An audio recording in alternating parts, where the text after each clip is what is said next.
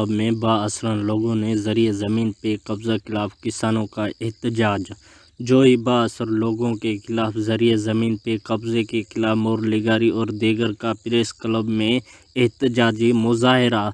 मुजाहरीन का कहना है कि हमारी सर्वे ज़मीन जो हमारे बाबा और दादा की मिल्कियत है, जिस पर बाअसरन साले मस्तई और उसके भाई ज़बरदस्ती कब्जा करने चाहते हैं। आज हम अपने ज़मीन पर फसल उठाने गए थे तो असले के साथ साले मस्तई और उनके भाइयों ने हमारे ऊपर फायरिंग कर दी। उसके बाद हम पुलिस के पास एफआर कराने गए तो पुलिस उल्टा हमको धमकाने लगी। हम डीआईजी सिंध और आला हुकामों से नोटिस का मुतालबा करते हैं कि हमसे इंसाफ किया जाए। मोहम्मद हसन लेगारी, पाक एशिया मीडिया रिपोर्टर, गांव इब्राहिम लेगारी।